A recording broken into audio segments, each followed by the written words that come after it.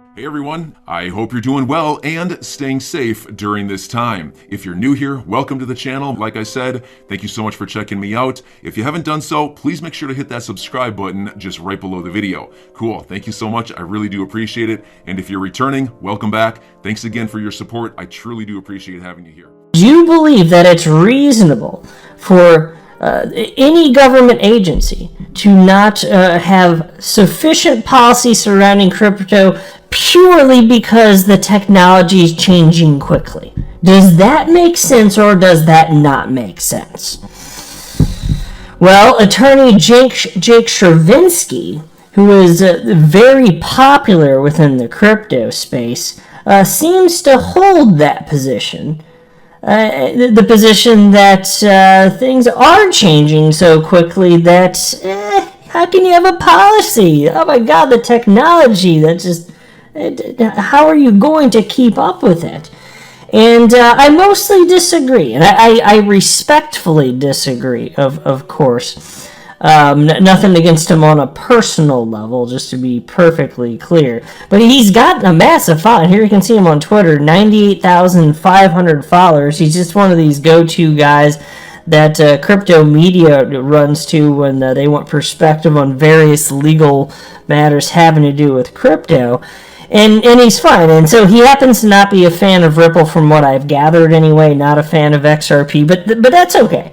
I believe that he's being generally intellectually honest, so that's why I was just trying to be super duper clear so that nobody takes this the wrong way, because I'm going to challenge his ideas and push back a little bit, but definitely nothing personal. He seems like a sharp dude, and he's never like trollish or rude or anything like that to anybody in the XRP community, not that I've seen anyway.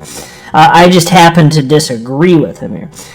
And also, Attorney John Deaton points out that the circumstance surrounding the SEC attacking Ripple, these circumstances have never occurred in the entirety of the history of the agency. And he points this out in a new thread from just within the last several days or so.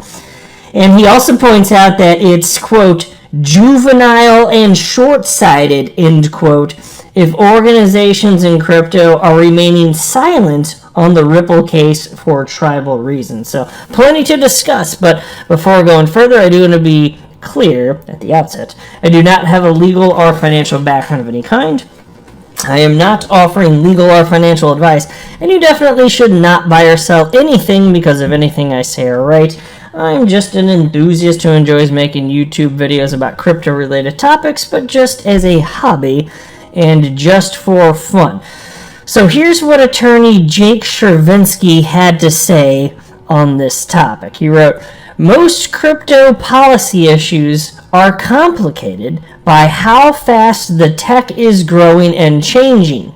It's hard to craft specific solutions with any confidence they'll make sense in a few years.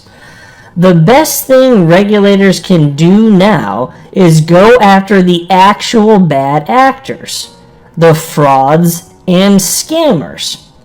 The amazing thing about crypto, unlike the traditional financial system, is that frauds and scams are transparent and observable by everyone. We see them happening in real time. Within hours, the crypto community does investigations that would take law enforcement years, and for free. Nobody hates crypto scammers more than us. Nobody who cares about this tech wants to see criminals use it to get away with defrauding victims. There's nothing we'd like more than for regulators to protect investors by getting the bad guys. I wish more resources went to this." Yeah, and look, I do, like, as upset as I am with the SEC, because I think it's a disgusting organization that is actually harming the investors that they're sworn to protect. Despite that, it's not that no good is done. Sometimes you do see them actually protecting investors, going after fraudsters and people that are running actual Ponzi schemes and stuff like that. We can all applaud those things, and I'm also not making the claim that literally everybody at the SEC is bad. It's just that it seems to be a very rotten organization because the highest ranking officials even as the revolving door rotates and people come and go, like the people in the highest positions seem to be acting in highly questionable ways, and they're behaving in ways that seem to inevitably personally benefit them. How curious is that, right? And so I just here's my stance on this, in particular as it pertains to what's going on in the crypto space as far as what is or is not a security. I'm mostly thinking about that when we're talking about this. Look, there's 4 prongs to the Howey test, right? One of them being, is there a common enterprise? Well, if something's sufficiently decentralized, then there is no common enterprise. The SEC won't cite what it means for something to be sufficiently decentralized so that it would not be a common enterprise. And that would determine whether or not a cryptocurrency is or is not a security. And so I've seen all sorts of people, including former SEC Commissioner Robert Jackson. He stated in a couple things. He's pointed to the Bill Hinman Ethereum Free Pass speech as market guidance. That's not cool. Because it's just Bill Hinman's opinion, right? But he's also stated, and this is a former SEC chair, and he was saying this when he commissioner.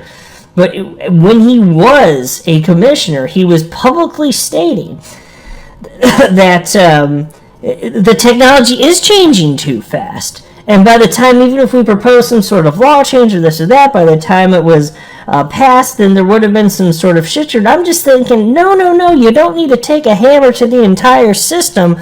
If you could just determine or define what it is to be decentralized, you're like 90% of the way there, You're pretty well there. And so my stance here is that if you're saying, no, I can't do this, as in I can't provide clarity for the space, that's you saying, I can't do the job that I'm paid to do.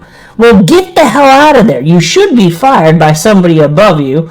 But if that's not going to happen, there should be tremendous outcry from the public. You're literally publicly stating, Jeff, I can't do it, sorry guys. No, that is not acceptable. Get the hell out of the way. There is a path forward. Don't you dare tell me that it's impossible to provide market clarity. And so that's why I respectfully disagree with Jake Chervinsky.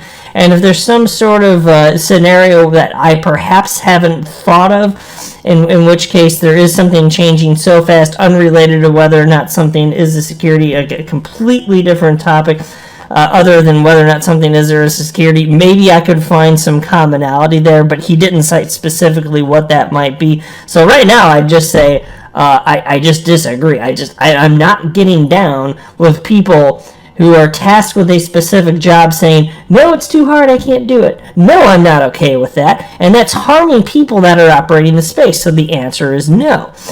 And so Attorney John Deaton retweeted that thread from Jake Chervinsky, and he wrote the following. And John did seem to agree somewhat with Jake here. Here's how he worded it. He wrote, first, let me say I agree with Jake. The number one concern for regulators should be protecting investors from fraud, misrepresentation, pump and dump schemes, and flat-out scams. And so, to be clear there, I'm not 100% sure what he's saying he agrees with. Maybe John agrees only with the portion that is go after the fraudsters, the people who are misrepresenting, the pumper and dumper guys. I'm not completely sure on whether or not he agrees that the space is too complicated. I'm just sharing with you my everyday Joe Schmo opinion here, which is that the space is not too complicated to have a policy that everyone can easily understand. I do not believe it to be the case that it's too complicated and changing too fast for that to happen. I just don't. And so again, I'm not sure what John Deaton's stance on that is, and even if he disagrees with me, he's still the man. It doesn't matter. Like, I just think it's fun to talk about this stuff. Is all. Anyway, John Deaton continues, and he wrote, but there's also the question of who's regulating the regulator. The best thing the SEC can do is clean its own house and restore the public's confidence. Over 63,000 XRP holders with 2,000 non-XRP holders seek an independent investigation into the gross appearances of impropriety and huge conflicts of interest regarding the case against XRP. I recently started a petition for international XRP holders requesting the Financial Oversight Committee's demand and investigation. In 2 weeks, we already have 20,000 signatures. Before anyone attempts to label me and my 65,000 friends conspiracy theorists, read the Grunfest letter. I fought the SEC for 9 months pursuant to a FOIA request. That's Freedom of Information Act request. I've attached it for your convenience. As you read the letter from former SEC Commissioner Joe Grunfest, you should be aware he's one of the most respected commissioners in SEC history. He had a fireside chat with Clayton. He teaches law at Stanford. Some may try to minimize his input because he's an unpaid advisor to Ripple in the lawsuit. Yet, he's the perfect person to listen to because he served as an advisor for Ether investors and acted as their liaison with the SEC. Grunfest recognized XRP was traded openly and publicly for over 7 years, and since no fraud was alleged, there existed no exigency to bring an immediate case. Grunfest observed all the senior leadership at the SEC behind the filing of the case was gone or leaving the SEC. He stated the mass exodus raised obvious concerns considering it had never occurred during the SEC's history. You understand, let the gravity of that sink in.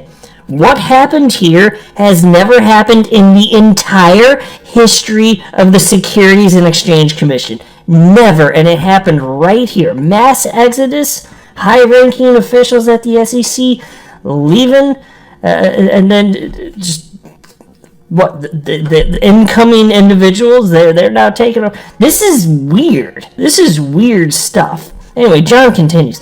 Something else never occurred as well. Grunfest stated the economic losses to innocent investors would be higher than in any other non-fraud case in history. And he was right. Most telling, Grunfest stated if the SEC brought a case claiming XRP a security while leaving Ethereum untouched, it would call into question the Commission's use of discretion. In short, Grunfest, who helped Ether investors, questioned the motive behind the suit. I 100% agree regulators should focus on fraud and misrepresentation, regardless of what anyone thinks of Ripple or Bragg Garlinghouse. After a 2.5-year investigation, the SEC didn't allege a single count of fraud or misrepresentation. Exactly. And shouldn't that matter? And don't forget, too, the SEC, when they filed the initial legal complaint in December of 2020, they used language that you would expect to find in fraud cases. But this isn't a fraud case. There is no fraud. It's literally not a fraud case. And all of these points that were brought up, which have nothing to do, literally nothing to do with whether or not XRP is or is not a security.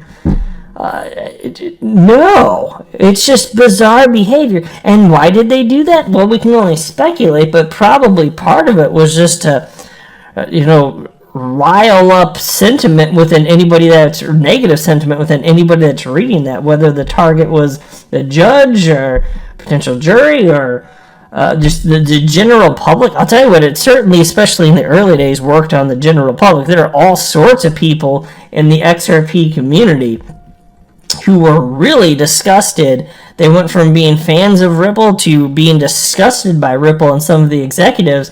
And I'm sitting there reading this like, folks, they're just using harsh language and twisting, like they're literally just absolutely messing with you. And all this information that was in there as far as sales and this and that, pretty much all of it, like I had talked about on my channel, and I was aware of the sales of XRP by Brad Garlinghouse, for example. The previous summer before the lawsuit, I made a video where I talked about it. It wasn't some sort of secret. And my stance is that if somebody owns an asset and they want to sell it, they can sell it. I don't care. They don't owe me a damn thing. They can sell XRP to their heart's content. I frankly just don't give a damn. And then there was this from John Deaton also. I've stated from the beginning, had the SEC charged Ripple with for specific sales of XRP during early years, I would have never sued the SEC. But it did the opposite and even went further, claiming today's secondary market sales are also illegal. Yet the Blockchain Association is quiet. Why? Let's just pause. The Blockchain Association, they're basically freedom fighters for the crypto space. That's what they're here you can see how they describe themselves. The unified this is their Twitter profile. The unified voice of the crypto industry. The industry is hiring. And so they always push back against injustices within the space, including from a regulatory perspective. And then you've got the biggest case in all of crypto, the SEC versus Ripple case. Where the hell are they on that? They're completely quiet. Why might that be? Well, John Deaton continues. To be fair, I haven't reached out and asked for any help or assistance. Since others are questioning why some haven't offered support, I can only speculate that it's because I've called out and brought attention to the Ethereum free pass, which, if true, is both juvenile and short-sighted. Juvenile and short-sighted. That's a quote, folks, and he's right. The SEC is claiming because Ripple was instrumental in creating a secondary market for XRP. All XRP are therefore securities. If successful, the same thing could be argued versus Vitalik Buterin, Joseph Lubin, Consensus, etc. Vitalik was able to halt the trading of Ethereum for Christ's sake, albeit with honorable intentions. I don't blame Ethereum promoters for lobbying for forbearance. They shouldn't, although I would have lost the arrogance and hypocrisy. But today the enemy is not each other, it's the SEC. Exactly. And so still you have these individuals within the space that despise XRP so much they can't bring themselves to support the number of individuals, Ripple, Brad Garlinghouse, Chris Larson, but then broadly XRP holders. They can't bring themselves to do it, even though it would be to their benefit since they're operating in the crypto realm. I'm your guy. I will keep you posted. I'm your advocate. I'll be back on a daily basis, usually multiple times per day, with these videos to keep you updated with everything going on. So I hope you enjoyed the video. If you haven't done so, make sure to hit that subscribe button. Feel free to share any of my videos with your friends, family, social media, or anybody who may care to listen. Thanks so much for your continued support. I'm always here for you. I want to help you through this time. So thank you so much for continuing to choose me. Enjoy your day, stay safe, and I'll catch you again probably in a couple hours. Thanks, everybody. See you later.